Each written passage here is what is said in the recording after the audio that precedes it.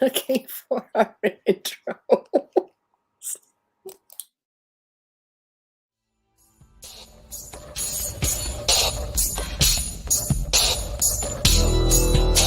Welcome to the Outer Realm with Michelle DeRoche and Amelia Pisano. Airing live on the United Public Radio Network, 105.3 FM in New Orleans.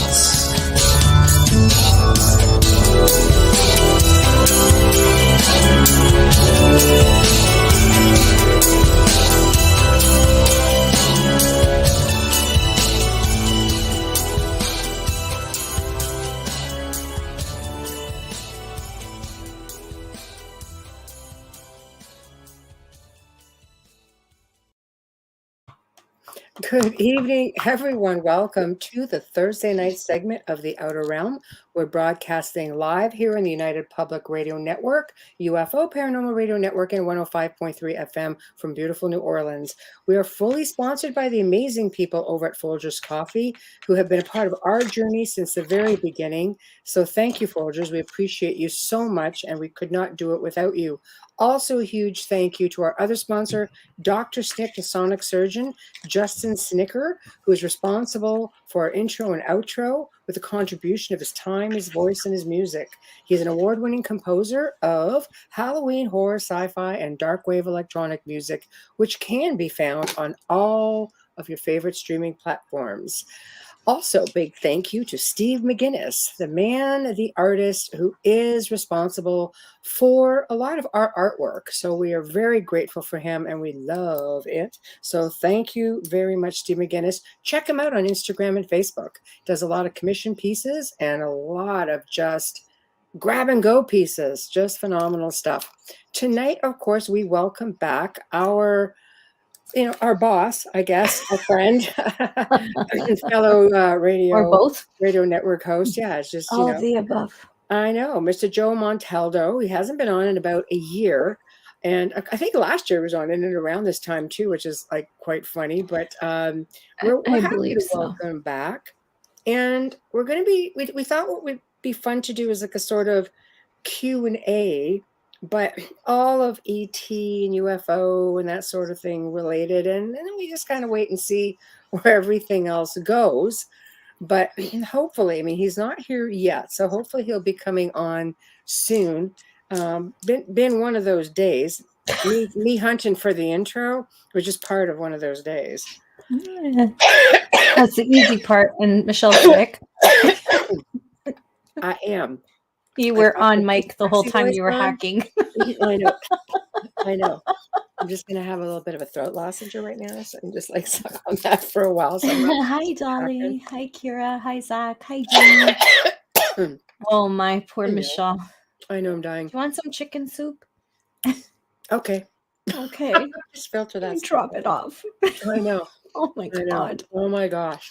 Been unbelievable. Yeah. Unbelievable. But anyway, we were just talking about how today was like kind of like a day from hell. Dolly, was there any solar flares going on today? You keep that's a good question because Michelle had technical issues. I had issues on the phone with 3 different companies. So it's like, and it wasn't my phone. So one was a switchboard. They kept looping me back. I would get to where I needed to be with Shoppers Drug Mart, and they kept looping me back to the main switchboard. And I'm like, all the announcements of, the bugs that are going around right now and the shots. And I had to listen to that before I could touch. See, that makes sense. She said last week and some today. That makes total sense because it was the afternoon from hell for me today. Started yesterday for me and full on today with technical issues. And I'm just about, I got so close. I'm just like, hi, Tamara. Maybe you're closer to the flares than I am. I didn't experience anything till today, but it's just unbelievable. Unbelievable. I sent a package, as you know, to Hamilton White in the UK, and their customs in England has been holding his package since November 8th. There's chocolate in it. It's like, really? Maybe they discovered the chocolate. So I messaged him. I said, I had to open an investigation. I was online with them for almost an hour. I'm like, I had to open an investigation and I couldn't get anywhere with the stupid chat assistant and then had to go through the line and then back to the chat assistant. And he said, they pick and choose what they hold and it could take weeks. I said, well, funny thing is the investigation is open until February 10th. Like, what? That's great. Yeah, chocolate. A friend of my daughter's is a chocolatier and she makes everything by hand. So she has a little shop here and I picked out some really, really good yummies for him to send over because how can you have to find exquisite chocolate when you're sending it to the UK because remember they have Cadbury. They have exquisite chocolate. They do. do. Bit of a side note, Joe's running 20 minutes late. There's a wreck right off the interstate where he's sitting trying to work his way over there. So apparently law enforcement says they should be moving soon, but he is running a bit behind. So I say, this day's not over. Just let the party begin. I know, right? Let's just go. Wow. Okay, do you have any ranting aside from the day? Do you have any ranting, with like paranormal stuff? And I'll start. Only Please because do. of the type of day that I had. Where the network is doing this new thing where we are looking to bring on different radio shows. We are expanding, and we're going to be expanding a little bit into a whole daytime lineup, but that's starting in January, technically, unless somebody's really enthusiastic and wants to start right away. And I've already got a couple of amazing people lined up for the daytime. But we've moved some things around because we have some shows that are gone, and we are now restructuring. Some of your favorite shows out there are going to get moved a little bit. And so we've got some spots open. So Amelia recommends somebody like really amazing. I'm like, perfect. No, thank you. I hope it works out. He was under the impression we were doing it together. I go, no, this one's all yours. Because we do a similar thing. And a lot of you know who he is. So let's cross our fingers that it works out for both ways. Well, I don't know because he hasn't received any emails due to technical difficulties or something. Yeah. But anyway, so just something to keep in mind for people who are out there, and we obviously need to know, what your following is like, what your shows are like, and if you have YouTube, if you're well received. Anybody who doesn't really have an established podcast already, at that point, we may have to start you off in something not prime time, like more along daytime, let you build up a good rapport. And yes, Tamara, he would be really awesome. Dave would be great. He's going to come on and be a guest in the show, I think in January. So you never know. He may obviously work out really well and maybe for the daytime stuff because it's going to be just for different types of topics and things of that nature. It's not all going to be UFOs and and paranormal, and even though we welcome it because this network just thrives on that sort of thing. But anyway, guest of honor has made it. Hey, Adriana. I would do a cooking show if I had time, but I don't. A cooking show. Because during the day, while I'm making dinner, I could just... I know. Yes, here we are. That's what I'm doing today. There we go. Oh, my God. Okay. Yeah. You ready down there, fearless leader? Yeah. Just nod. Yeah. All right. Here we go. Bam. Hello. Got no sound? See? Same That's kind because of he rushed in. It might help if I turn the microphone on usually. Usually it helps a little bit, sometimes. The man who needs no intro. I wasn't sure. Hey, Tim, I wasn't sure. I mean, there was a bad wreck on traffic. And then, as I'm getting closer to home, freaking trigeminal nerve kicks off the side of the face. Says, oh, come on, I'm getting ready to be live. It can't. But it quit, so we ain't going to worry about it. Oh, man, it's December 21st. Hopefully they'll figure something out. Wow. But the sad part is it's only about 3 weeks every 18 months. But, man, those 3 weeks are horrible. It's not something I don't wish this on anyone, people. Hello, Melissa. I gotta be honest, I don't wish this on anybody. Even my enemies don't deserve this kind of pain.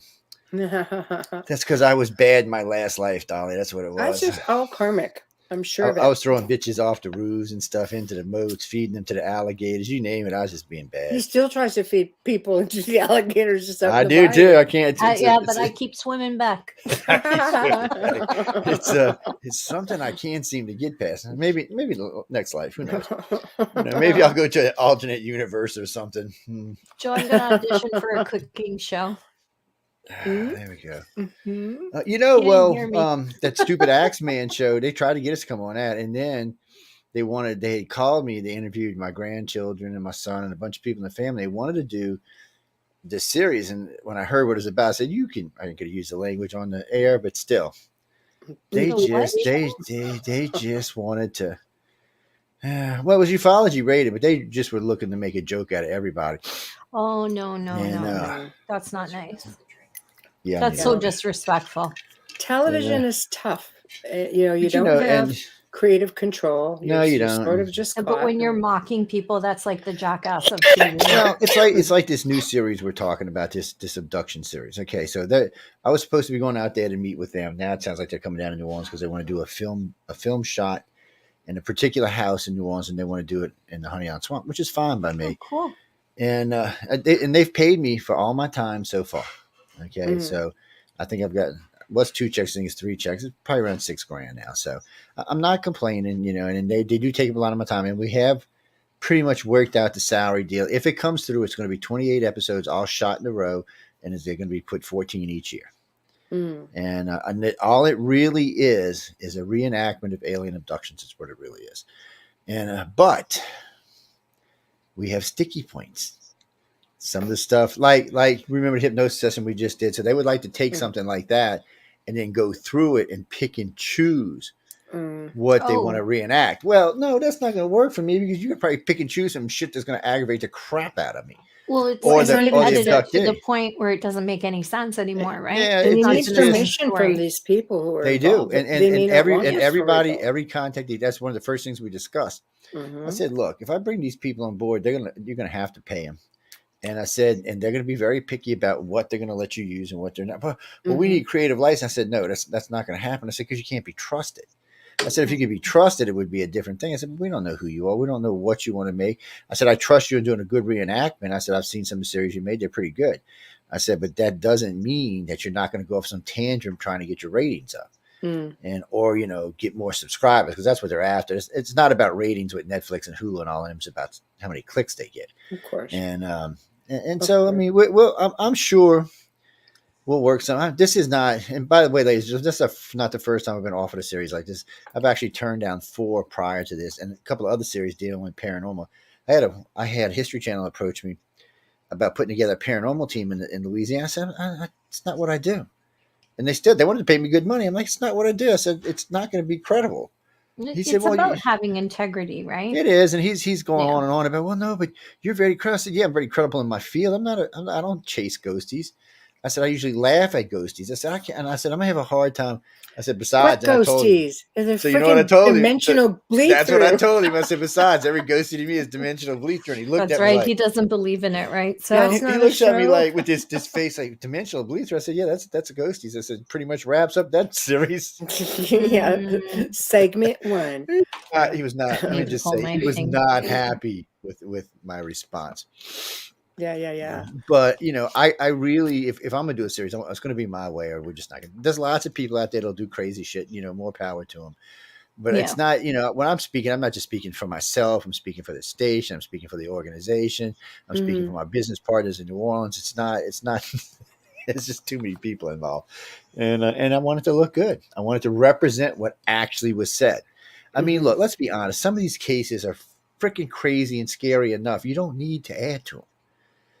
I mean, and if they're looking for just really scary cases, I'll hook them up with some of the reptilian rape cases or some of the human rape cases. They're unbelievably scary if that's what they're looking for. And I'm sure it'll get them lots of clicks, and it'll still be a true story. And that's the only way they can ever get what they're looking for. Because when we talk about the grays and the humans, it's just, I mean, it's not that there's not crazy contacts there is, but not to the point that they want to make. Always?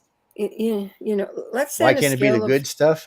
Well, on a scale of 1 to 10, okay, because we're going to get into people just line up with your comments and questions. Feel free.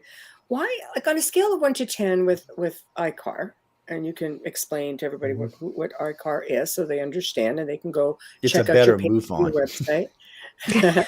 But on a scale of 1 to 10, how many are good? How many are bad? With your people who have come to you.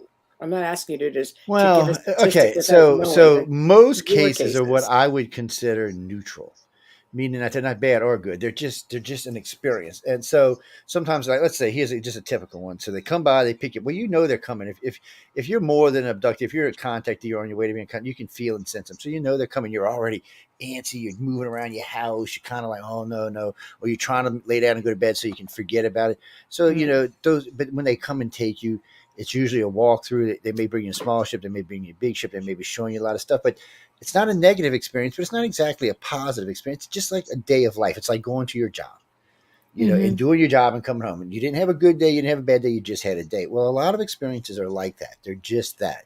And don't get me wrong, there's a share of the bad ones and the good ones. But I got to say, over the years, in the very beginning, it was almost always bad experiences. I mean, far more than there was good ones.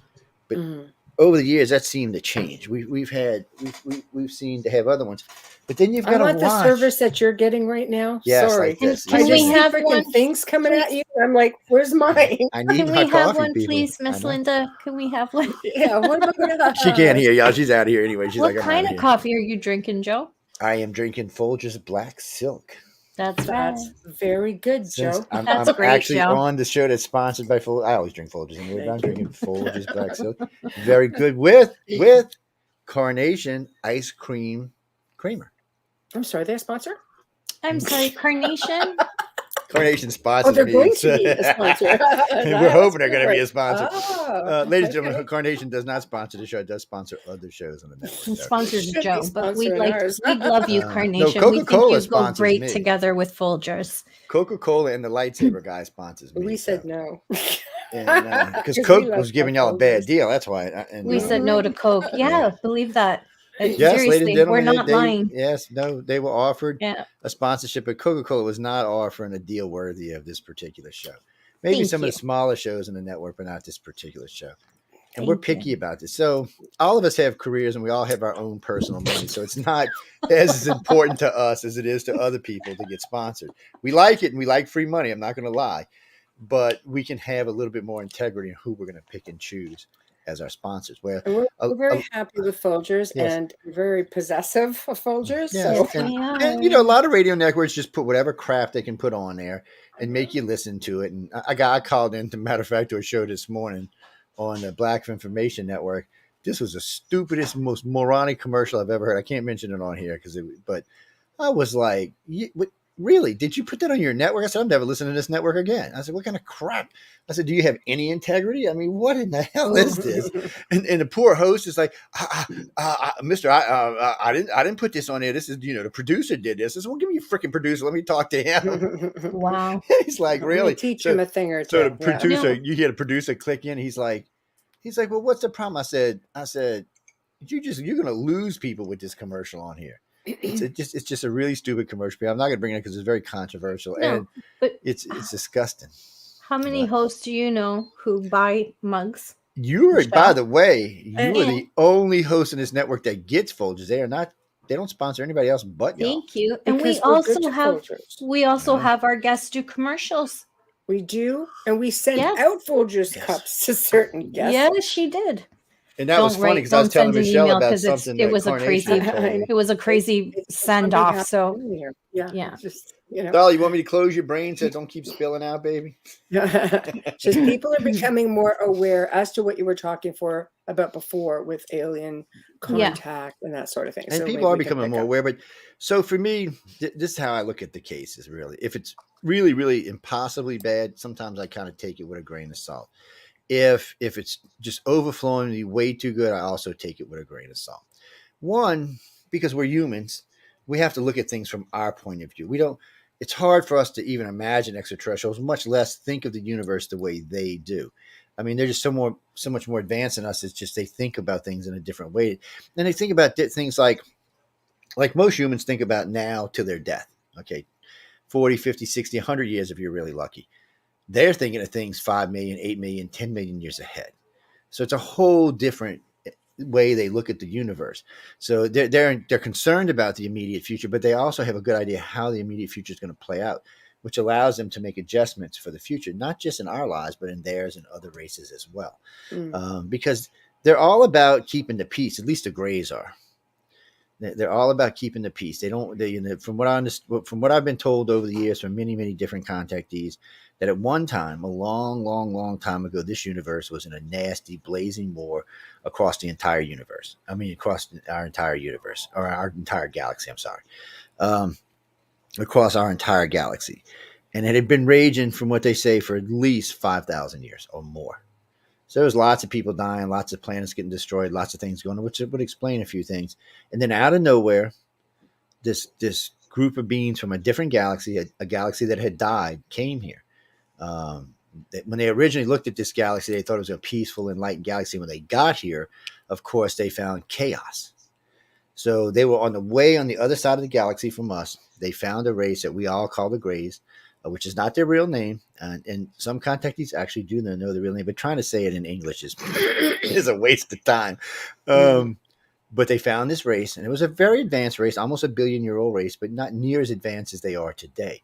They took this race and they enhanced this race in many ways, in longevity and technology, and basically made them the galactic police force. And they went around stopping the wars and put an end to it. And eventually they created the council world, the water world with all the council peoples on it. And then they started going around and trying to prevent this in the future. So, they found the humans here. The reptilians were already, humans and reptilians were about to get into it on this planet probably about 200,000 years ago or less. They sent the Greys, and the Greys intervened, and therefore there was no war. And everybody always used to tell me, oh, the Greys work for the reptilians. No, they don't. They don't work for the light beings. Well, they work for the light beings, but they don't work for the humans either. Matter of fact, the Greys, the reptilians and humans are scared of the Greys. They fear them. And I can understand why, because a human alien's head is about this big. Reptilian's head's about that big too. Freaking Grey's head is this wide and this tall. It's like massive. It's 4 times the size of a reptilian. It's probably 6 times the size of ours. So the amount of power they have in that brain is well beyond anything anybody else is going to mess with. So yes, they don't mess with them because they just think of them. You're going to die, you die. That's the end of that. It's kind of like an octopus. That's why they a lot of times people always think they put the wand puts them to sleep. That's not what the wand is for. They put you to sleep by thinking to you. That's how they put you to sleep. They put it in your head. They just put it in your head, sleep, and you go to sleep. They can also do that with pain. They can say no pain, and it just cuts the pain out of your brain. They're really good at that kind of stuff. But the wand is actually for something else. What's it for? It's usually used to find human tracking devices. I want a wand. How do I get a tracking device? You beep all the time on my phone, man. It's like beep, Amelia, beep, Amelia. God damn, what kind of tracking device this girl got? Let's try to get to. Oh, it's a TikTok tracking device. Okay, I got it now. Oh, right. Okay, Tamara. I haven't watched it in a week, but whatever. Hey, Tamara's asking you, Joe, are we the last planet they are trying to clean up? That's a great question. Actually, we're not. Come to find out. So this is weird. I'm glad you asked that, Tamara, because it's a good question. So people had me investigating the black-eyed children. They were driving me batshit crazy with the black-eyed children. Oh, they're demons. They're this, they're that, they're this. I said, well, I have no idea what they are. I said, I know. It's funny to me when I started talking to witnesses, a lot of the witnesses were contactees. And well, wait a minute now. And it's not that we don't find paranormal events sometimes with extraterrestrial events. It's just sometimes it's mislabeled, like ghosties and stuff like that. A lot of times, or poltergeists. Yeah, there's poltergeists with extraterrestrial contact, just like the ones you've seen in Close Encounters. The magnetic field trips it and makes them start doing weird stuff and acting weird. So anyway, getting back to the black-eyed children, I started asking all these different contactees about it. So I programmed about 30 contactees, and I said, just tell me what you see. So they went on board the ships like they always do, their regular classes, the regular things they take them to. And all of a sudden, out of the blue, I started getting phone calls. Oh, Joe, they're us. I'm like, what do you mean they're us? Oh, no, they're us. They're the same technological level, basically the same being. They're from a different world. Exactly what's happening here is happening there. Exactly. And they're involved in the same way we are. They have keepers and communicators and stuff like that. So it's almost like our sister planet or our brother planet, however you want to look at it. But they're on the same technological level as we are, the same mental levels we are, same belief levels we are. And so they're involved with the grays on the same levels that we are. That's why we see them so many times. That's why we see them in places like on the foot of beds, in the corner of rooms and stuff like that, because they're there with the contactees. So, and now people, before you start writing to me, I'm not saying that some black-eyed things are not demons or ghosties or something else, because I can't tell you what everyone is, but I can tell you what this particular group is. Many, many people have drawn these pictures. They're usually they're probably around 6 foot tall. They have deep. Their eyes are the same size as eyes, the same shape as eyes, or even set like eyes, or they're just deep. They're like, you ever seen my puppy Lola? Her black eyes are like that. Lola's got the deepest, blackest eyes I've ever seen. Matter of fact, they're creepy black eyes almost. Well, that's how these particular races. It's just the color of their eyes. It's the way it's set. There is no white in their eye. It's just black, but they Yeah. are just us. I mean, I don't mean they're related to us. I mean, they're just us in the same space and time, the same evolution. So when they go on board the big ships, not the little ships, so you got a couple of ships involved here. You have like cargo ships and transports and stuff like that that run back and forth. You have larger saucers that stay near the planet, but they're more for protection of different things. And then you have these massive ships. Now, NASA's got these on pictures a couple of times coming through a portal near the sun. First, they tried to say it was a flare. Okay, it was a flare. So they showed one in this weird black dot. And then 2 days later, there was two. Then 3 days later, there was three. And 4 days later, there was four. Really? This thing is flaring out in 4 different ways? Well, the camera's not designed to even do that. Even broke, the camera wouldn't make these 4 square boxes. They look like board cubes is what they look like. So that was interesting. So one of our probes, I forgot which one it was, going past Jupiter, got a picture of another one out by Jupiter, but it wasn't square, it was round, but it was huge, probably the size of our moon or bigger. So it always cracks me up when I listen to these like Captain Naribu, people who are saying the 10th planet's coming back around. Well, the 10th planet is probably an alien spaceship. It's probably what the hell it is, because any planet's 5 times the size of Earth that even got close to us would crush us. We would be dead. There would be no planet left. We would break up into little tiny little pieces, and that would be the end of humanity. But how many of these saucers out there are these crafts are reverse engineered, like ours, like human? What do you mean reverse engineering? Like reverse engineered crafts that we're seeing up there. Oh, you mean, they're ours? None of them are yeah, ours. ours. How many are being seen in the skies right now? There's lots of drones that look like stuff from aliens, but it's ours. But it's not reverse engineered. It's just regular old technology. The only thing I know for sure that we've reverse engineered was aircraft aluminum, fiber optics, and microchips. And the only reason I say that is in the Roswell Journal way back 60 years ago, 70 years ago, however long this was, there was a picture a reporter took of 3 objects that Mac Brazel had found on the ranch, and he had put them in a line, and that's what they look like. They look like a microchip, they look like fiber optics, and they look like aircraft aluminum, which is probably what they were. Well, at that particular time, none of these things existed. They weren't even being thought of yet. It wasn't until I think 20 or 25 years later that the microchip even came out, and fiber optics was either another 20 years after that. So these are things we probably recovered from whatever this craft was. A crash. It was probably a scout ship or something, or maybe an escape pod of some kind, because it broke up on impact. So ladies and gentlemen, no ship that can traverse interstellar space is going to break up on impact. It'll either disintegrate or it'll just embed itself. Because things that can fly faster than light and that can absorb things like micrometeorites and chunks of rock through space are not going to break up an impact. Because one of our craft right now, if we were to say, even one of Elon Musk's craft, if we were to zip it even half light speed in a micrometeorite, I'm talking something 0.5 millimeters was to hit it, it would rip it in half that quick. It would just turn it to dust. And we're talking something you can't even see with the naked eye. So if you got craft that are going through wormholes or going through deep space at speeds like this, they have to be designed to take large amounts of gravity, high radiation fields, and micrometeorites or anything that could hit the hull and destroy it. So pretty much knowing that, it's not going to impact. Our ships are riveted. They're not one piece. When you hear someone describe an alien craft, it's one piece. There's no rivets on it. It's almost like it was molded, and it comes out in one piece. So whatever this is extremely strong material. I don't even think it's a metal, and it's not going to break up on impact. And pretty sure that the ship we're talking about came from Germany. I believe the Chancellor of Germany in 1909 or 1908 recovered this craft. We don't know how he got his hands on it, but we do know from 1913 to 1916, the Germans, and this is World War I, were building flying saucers. Now, I mean, this is Germany in World War I. I mean, we hadn't even started rocketry yet. And these guys are over here, everything they designed from weird looking tanks to weird looking planes were built like saucers. So he probably recovered this craft. Hitler probably got his hands on it in the research in World War II. It would explain why they were 30 years ahead of the United States in everything. If it wouldn't have been for the fact that the U.S. could just mass produce, we'd have lost this war. If Hitler would have had time enough to finish his jets and his nukes, we'd have lost this war. We'd all be speaking German today. He was that close to winning the war. I mean, he'd already started putting jets in the air that were dominating. The few he had in the air, when they would approach a squadron, they'd wipe the whole squadron out. So if he would have been able to field 300 or 400 of them, Britain would have went down. He'd have put a nuke on London. England would have surrendered. He'd have nuked New York. The United States would have surrendered, and that would have been the end of that. I'm going to just get to a couple of comments. Dolly's got a couple of comments, and then we'll get to a question. Right. Dolly says they have two fields of graviton, wave shielding. The ship can break up.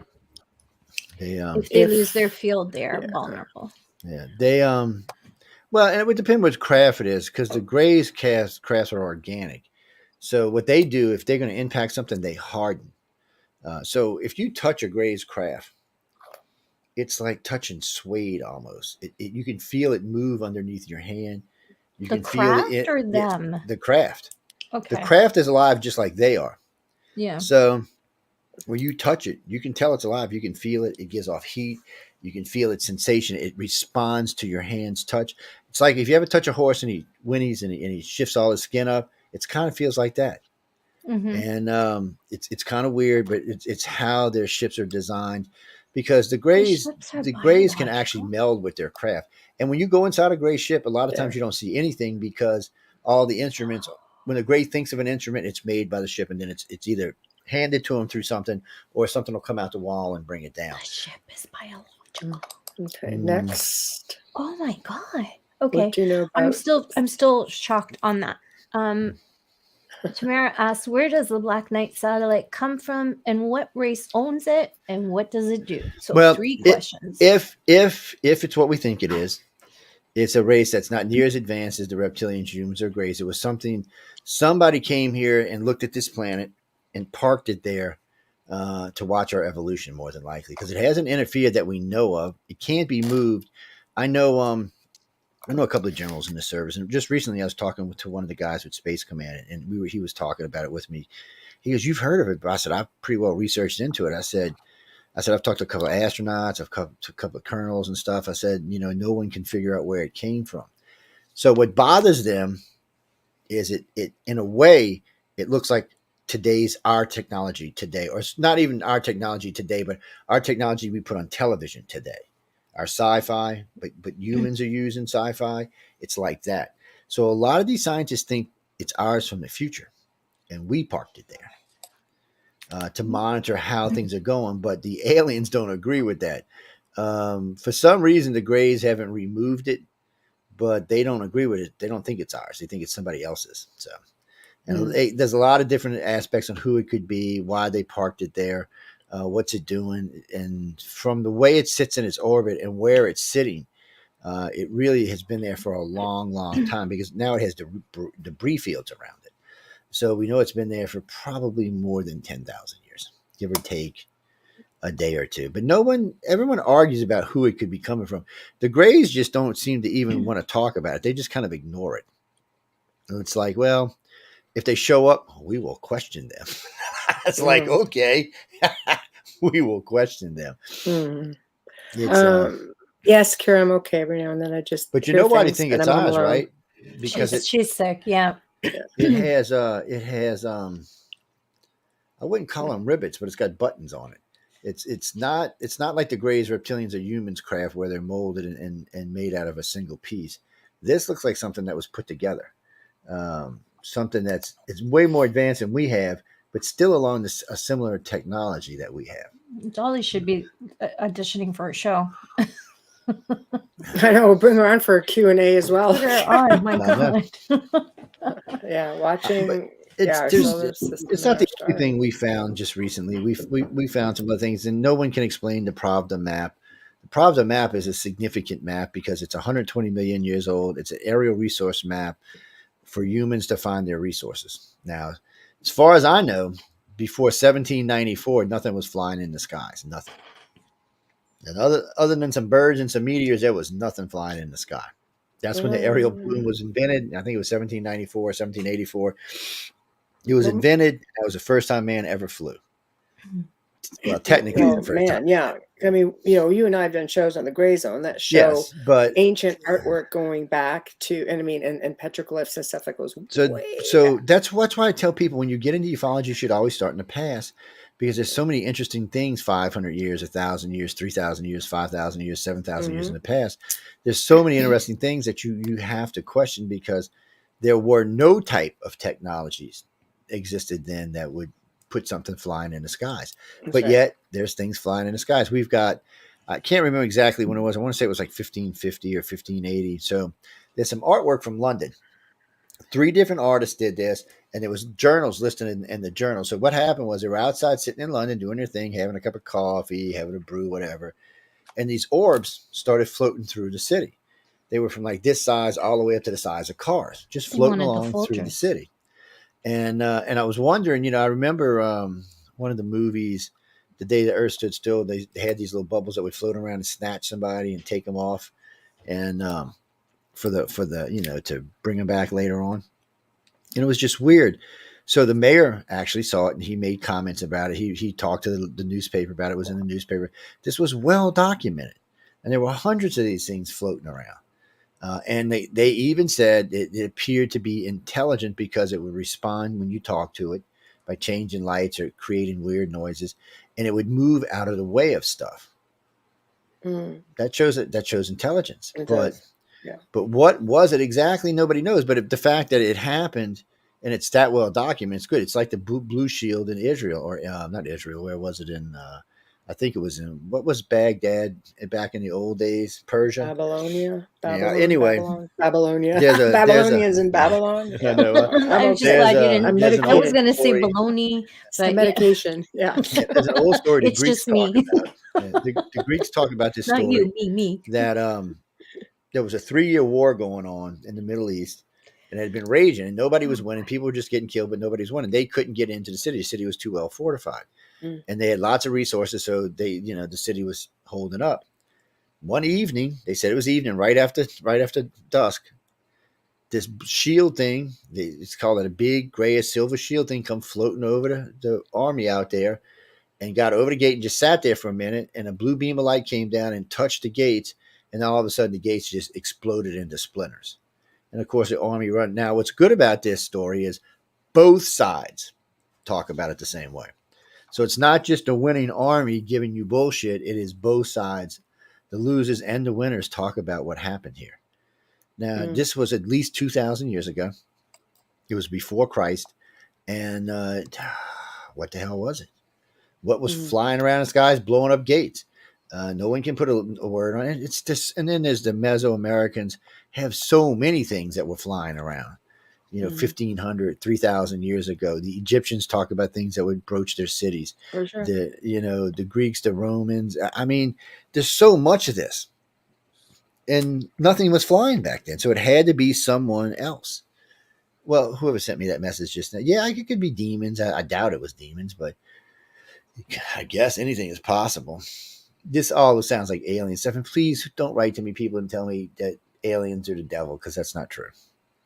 The devil is too busy to fake like he's an alien. In old days, the devil didn't have nothing to do. And today, when there's 8 billion people on the planet, he is like got a waiting line to get into hell. Yeah, so I think he's the busiest one out of That's what I'm saying. So he's not worried about getting any human to commit. He's already got plenty of you bastards coming in. So I would say it is not alien. I mean, not demon. Oh, people get so mad at me when I say that too. They're like, I can't believe you said that. There's a good comment right here for you. Okay. Thank you. Dolly says an ET can psychically remote their consciousness into the device to check you and anything on this planet or any world they want. Yes, that's not scary at all. Well, no, they can. The grays and the light beams can actually physically break a piece of their self off and put it into something else.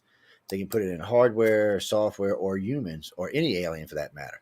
The reason it all started because the light beams can't really come to Earth because their energy is just non-conducive for humans. And not what I mean is people, the light beams are on our side. They want to see us go, but to us, they're a god. I mean, they can create and destroy planets with thought. They can build and design the universe by thought. They can travel through space and time by thought. They don't need physical instrumentation of any kind. And if they wanted to wipe us out, they could do it by thought. So are you saying they don't visit? They don't, not in the way that people think. So people always say, "Oh, the light beam was standing in front of me." If a light beam was standing in front of you, you would be melted. Okay, I just want to be honest with you. The plasma from them would just melt you. Our minds and bodies are not ready for this kind of interaction yet. This is a race that's at least 4 billion years old.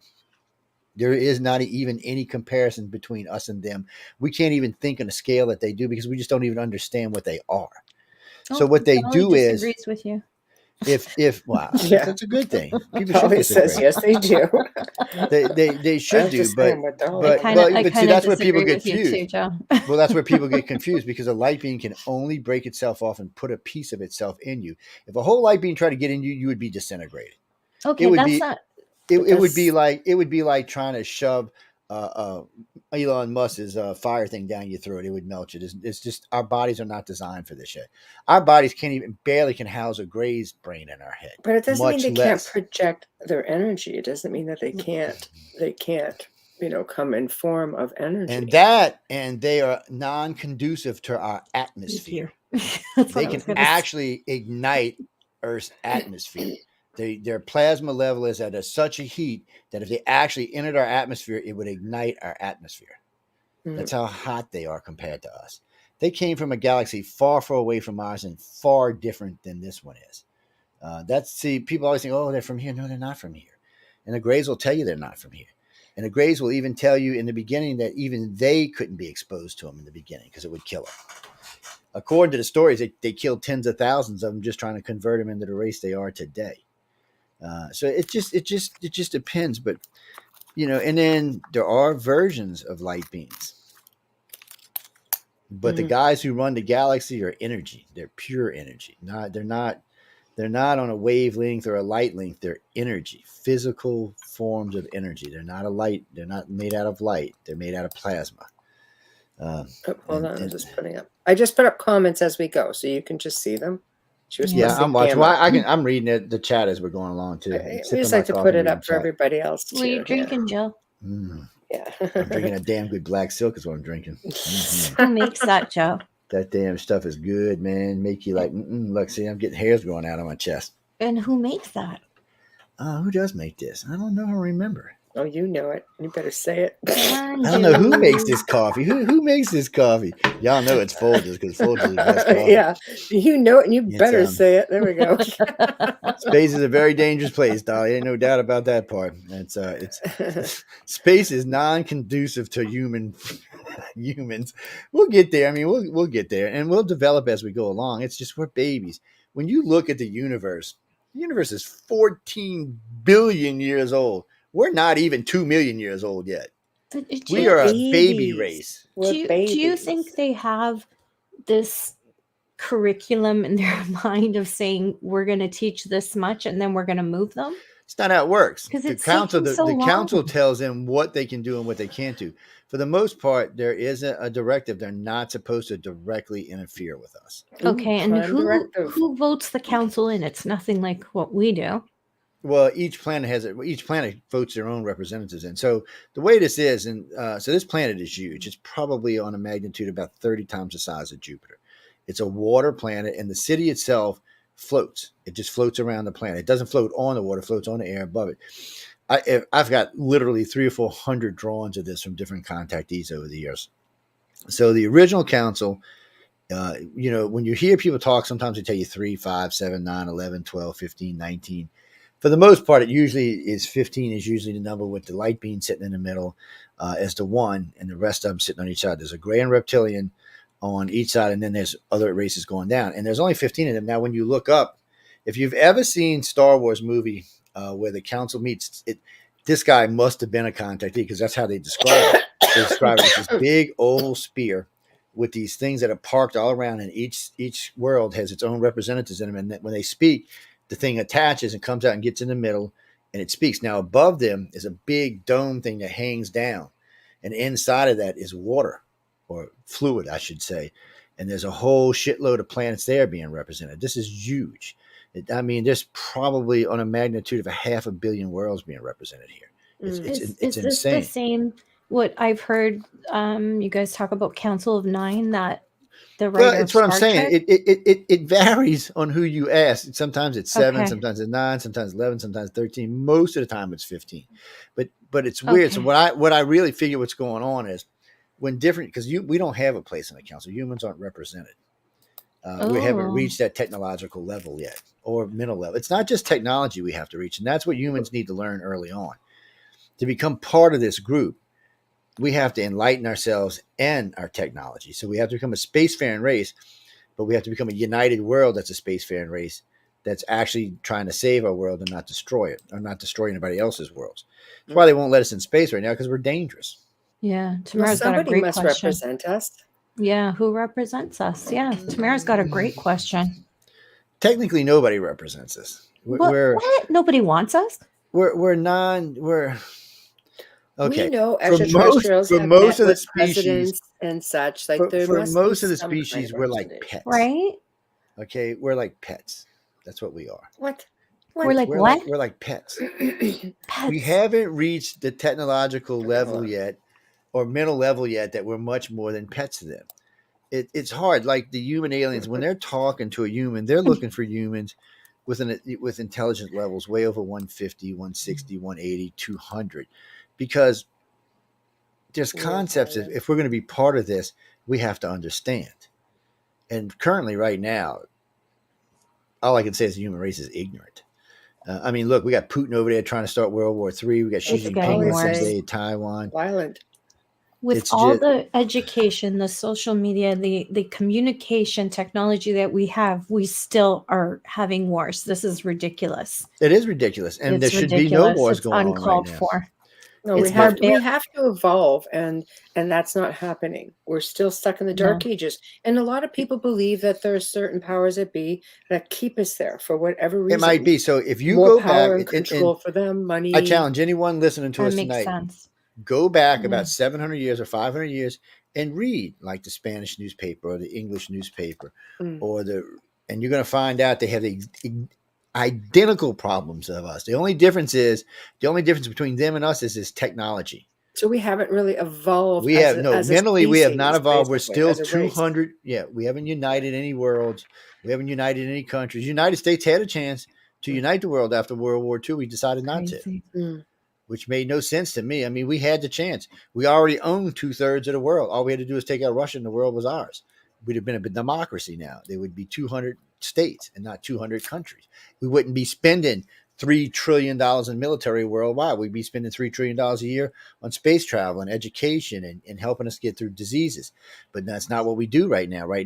And there's another thing. All the scientists would be united under one banner. Right now, they're spread out across 200 countries. So they'd all be working different projects. You'd have your top cancer people working together. It would just be a different world. But we're not. It's not the world that the powers to be want. Yeah, I agree, Dolly. It's a lot of ego. It's just not the world that the powers to be want. It's not the world that Joe Biden wants. It's not the world that Putin wants. It's not the world that Xi Jinping. None of them want the world blown up. Oh, I can't speak for Putin because he's dying, so he might want to blow the world up. But Xi Jinping's got kids. He don't want to blow the world up. Biden don't want to blow the world up. They all want to live. Even though they're old and ancient, they still want to live and enjoy their lives. And you can't do that when you got somebody threatening to drop 5,700 nukes on your head. And why we even still have all these nukes. Currently, the United States and Russia have almost 12,000 nukes. Now, don't get me wrong, people. We were up to 30,000 before we started downsizing.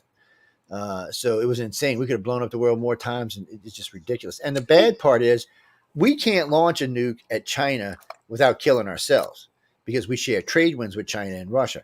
So if we nuke them, we're nuking ourselves. Same thing if we nuke Russia. If we nuke Russia, the northern part of the United States and the southern part of Canada is going to get irradiated. So poor Canadians up there minding their own business. We're going to radiate In their our ass just because they're igloos sitting and there. stuff. Actually, not so much, because I don't want to get in politics. But one of our Yeah. leaders got his butt smacked by. But Xi what I Jinping. mean is, though, y'all share a jet stream with us, which we share Right. with Yeah. Russia and Right. China. Right. So what happens is, if we nuke China, Blows. then we're nuking the middle and lower part of the United States. That's what's going to happen, because all their radiation is going to be dumped on our country. They nuke us, it's going to dump on their country. It's the same thing with Yeah. Russia. So there is no nuking anybody without really. It's So if they nuke stupid. the Ukraine, actually, if Russia nukes the Ukraine, y'all are going to feel it. Yeah. Y'all will have radiation dumped all over your country. So we're at war. There's war. We're trying to avoid war. We've got warmongers. War equals money. This is all power, ego. Will or why can't ET intervene? Why this prime directive? Because let's face it, we know that we have many different races that already live here. But think about it. They have just as much to risk as if us. I gave an African tribe a nuclear bomb tomorrow, what do you think they would do with it? They would nuke somebody. Yeah, they would nuke their neighbors, is what they would do. So if the aliens gave, say, the Russians really advanced technology, they would kill us all and take over. So they got to pick and choose who you can give it to. The United States. Well, the United States is 50-50. Some days we're really good for the world. Some days not so much. I would say, though, there has to be a different sort of intervention. There are We ain't just as giving it to many pink races shorts, that that's for live sure. here already. They have just as much to lose as we do. No, they don't. The radiation is going to phase them. No, they get their I ship don't and know go if sit we're in trying to space. freaking blow the planet to smithereens. So we blow it. Look at it from their point of view. We blow it up. They just got a new planet, because they can clean up radiation in a matter of weeks. So it's not even that. From what I understand, they can actually clean the radiation in a matter of days. We could glow the whole planet. They could come in the next week and get all the radiation off our planet and start restoring it. And they have other ways to fast grow stuff. They could bring their own people here. It would just be a new world for them. There's not any need to save us. They don't want to see us kill ourselves because we're descendants of theirs. We're related to the Greys, reptilians, and human. Related to all three of them. So they want to see us make it, but they're not going to get their asses in trouble to try to save us, and they're not going to give us advanced technologies. Right. They're just not going to, because they could cure cancer tomorrow.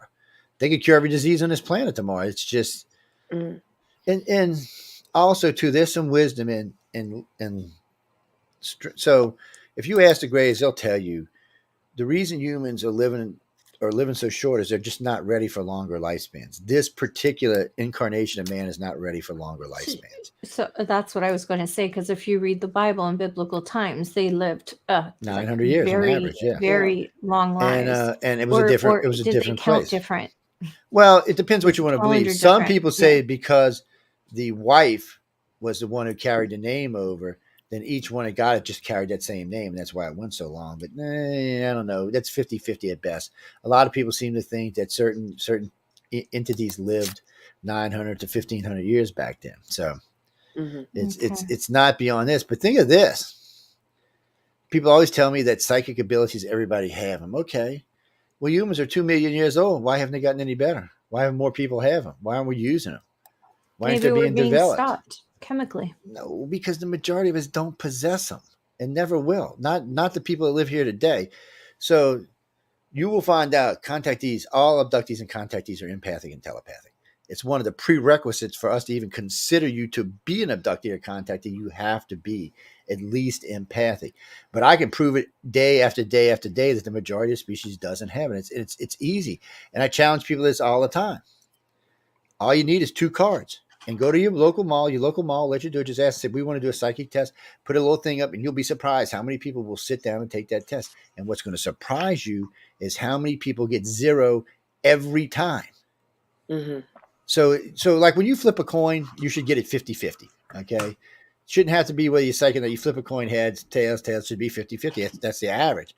Most people flipping a coin, it's 30-70. They get it wrong 70% of the time. So the same thing with the cards are true. When you put a green and blue card down, or whatever colors you want to use, and I think to you this is the color, or the other people with us think to you that this is the colors, and you still get it wrong, you're not telepathic or empathic.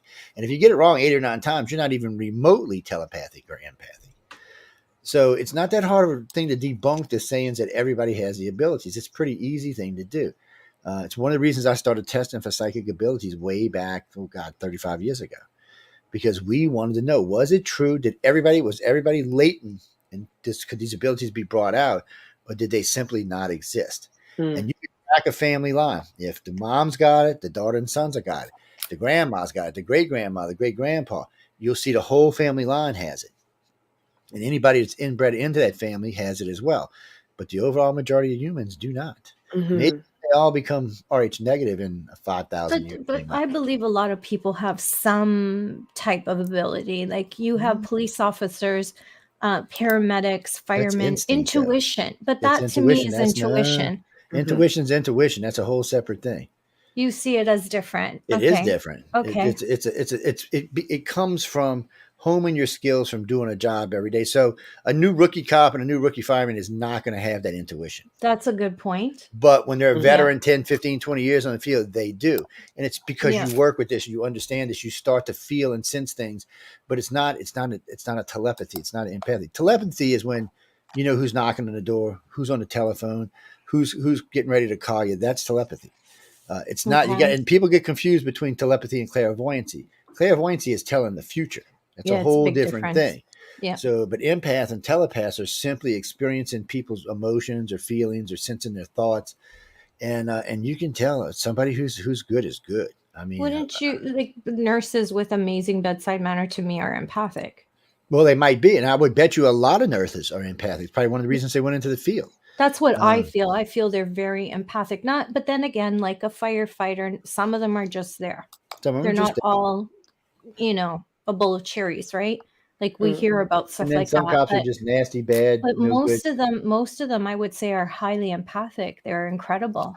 I think they do an incredible job with their skill and a lot of them do, their but gifts. But you know that detectives and all aren't really have telepathy or really empathy, because when they're interrogating someone, they can't get the answer. Well, they're scientific, though. Detectives are scientific. You have to make a balance with that. But if profilers are gifted. And this is another one for y'all. Here's a more interesting one for y'all. Did you know the majority of district attorneys get it wrong more than they get it right? Yes, I did know that. So, and currently, I can't speak for the rest of the world, but currently, right now in the United States, 1/3 of everybody in jail is innocent. But it's really sad. But it's here too. DAs have to prove that you have three things, right? Motive, intention, whatever, and ability, and no alibi. But it's sad because the court system has become become political in your country because you guys vote your people in. We don't. But how do ET ever look down and say we need to step in with our legal system at all? Because we're letting our people suffer. No, people are in jail for years and years. I mean, the hurricane was a perfect example of that.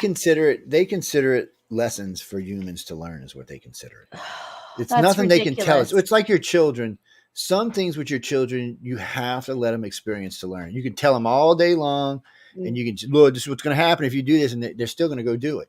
So, like, this is confusing to me because they're going to prison for lifetimes.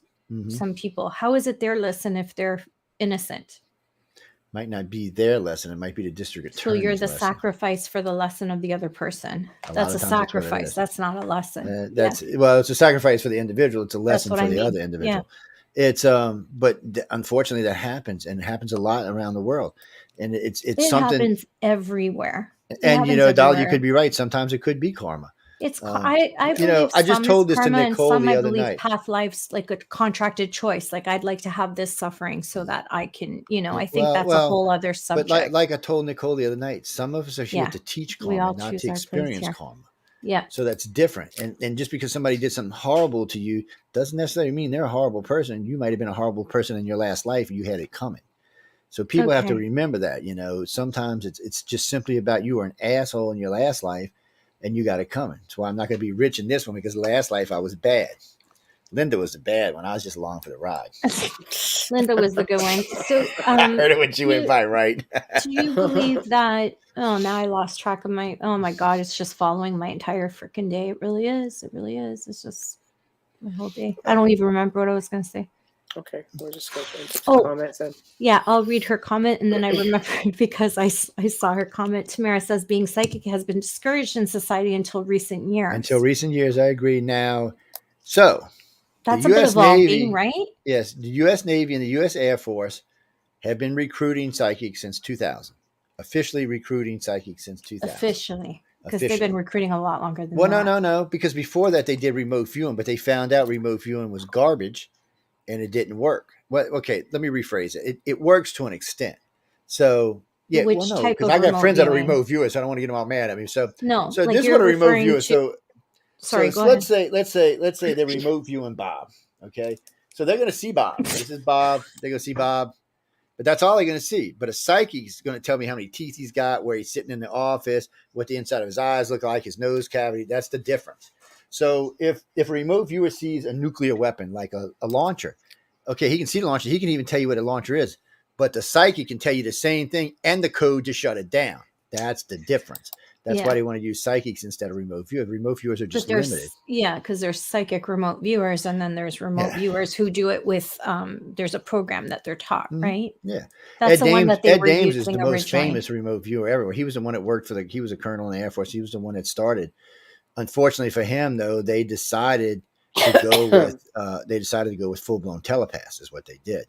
And I know about 7 people in the program. They're all contactees. Matter of fact, everyone in both groups are contactees.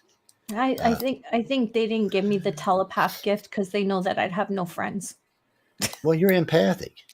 You are a contactee. You're just in denial. So we're going to leave that alone because you're in denial. No friends, no family. After I seen Mr. Sparky on your television, I knew you were being taken.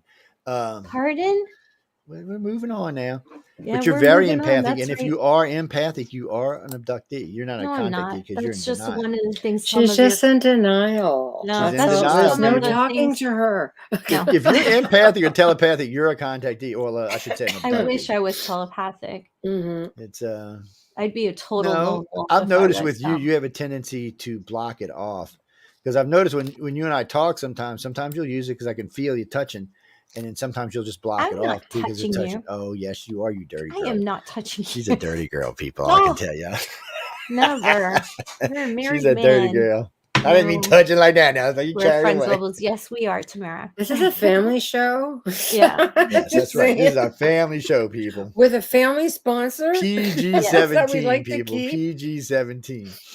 I'm very, I think that when you're gifted, you have to teach yourself to block things. You do. You have to teach yourself how to control. You have to teach yourself how to stay out of other people's heads. You got to teach yourself how to keep them out of your head. So one of the first things you meet when you meet an abductee for like the first time and they're a strong empath, they're crazy. And the reason why is they have no idea what emotions they're doing. So when you're sitting there, you walk into a room, all of a sudden you start getting depressed and angry and wanting to cry. Well, you've been in a great mood all day. What the hell just went on? You just experienced somebody else's emotions. But some of y'all sin. So you'll walk into a room all pissed off and all of a sudden the whole room's mad. It's because you just transmitted that to everybody in the freaking room. How so? It works. And it works. I've seen it. Never done we've that. actually we've actually tested it. I've been told that my friends have told me that they feel really good after they've let me, which is what I want them to feel. So that's what you're pushing out. Yeah. Well, I'm always laughing. There's a reason why Michelle calls me Bubbles. There's a few hundred reasons, but that's one of them. But you like to float around the room, but we'll leave that for another day. Squirrel. Squirrel. See, Jill, you've never driven up my driveway. When Michelle has picked me up, I've danced for her while she's pulling in. I don't need to hear about these lesbian tendencies now. Not that. Oh my God. I couldn't resist. Sorry, I didn't mean to offend any lesbians if y'all listening. That's not what that was meant for. Dolly says you just proved we are all psychic. No, some of us are psycho. You need to add a different letter in there. Oh my God. Some people are just psycho, not psychic. You know, I've met a lot of good psychics over the years. I've met a lot of people who have a hard time trying to control it, but I've met some really good ones. I mean, psychics to the point where you'll be reading something like a page, and while you're reading it down, they're reading it aloud. So the page is where everybody in the room can see it, but the person who's being tested is reading the page that I'm reading just as fast as I'm reading it. Yeah. So they're and it's word for word. They'll even tell you what the exclamation marks are, the periods, the question marks. That's a different type of gift because That's it's a almost like they're serious stuffing psychic. into you. That's a That's different serious. gift. Yeah, that's a serious. It's a very serious, very gifted psychic. That's the Yeah. kind the military's looking for. No. The most psychics are like they'll be sitting here and the doorbell ring. Oh, that's John again, that dumbass. Or the phones ring. Oh, that's such and such or such and such. And they know things like that, but they miss a lot of stuff because one, they block a lot because it scares them. Some people don't want to have the gift because it is scary. I mean, you start picking up other people's brain thoughts or things, and if you don't know what it is, you think it's you thinking these thoughts. You might be sitting next to a pedophile going, "Wow, when did I become a pedophile?" You have to learn how to close that off because it can be very hurtful. And sometimes, you get flashes of things. So you just have to be really careful. That took years of practice for me. It takes I a don't lot. want to know what you're thinking. I don't No. want to know anything. I just want to live in the moment. And a lot of people don't get that. So that's one of the things when we teach these dream weaving courses on we try to help people learn how to block things, how to keep people out of your head, because there's a lot of psychic attacks go on with asshole people who know they have good psychic abilities and Yeah, they it's just want to intrusive. scare people, and they just want to get in your head and mess around. And so I've shown people over the years how to deal. As a matter of fact, Jason and Heather came to me one night about a particular case, and this guy was just had them in tears, man. They just couldn't stop him. And I'm like, well, give him my phone. I said, you know what? Give him my email and tell him I want to talk to him. And I felt him immediately when he read my email. I felt him immediately touched. I said, you want to play dirty? So when we went to bed that night, I said, well, I'll just let him in my head. Man, he opened the door. It'd be a dragon eat him whole, be a lion eat him whole. This guy must have got eaten 9 times in like 10 minutes.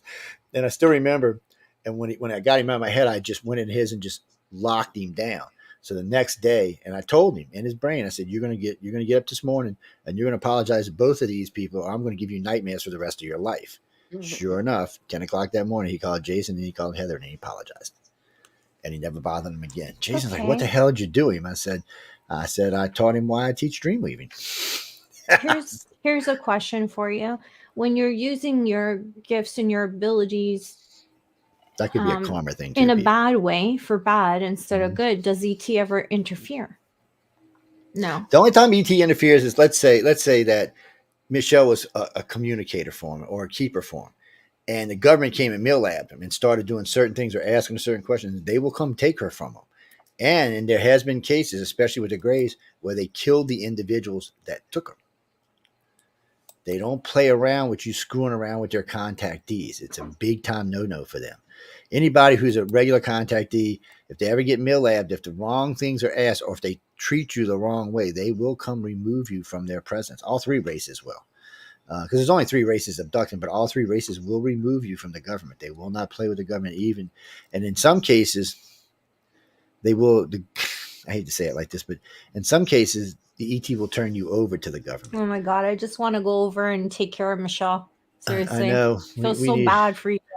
I'm going to send her some good drugs. No, she needs chicken soup. Look, she's smiling. She needs chicken soup. I'm going to send her some of these red pills I got. She won't wake up for about 3 days, and then she'll feel better. She needs to sleep, believe me. She does. She needs sleep. Yeah. I'm okay. I'm just coughing up a lung or snorting out my sinuses.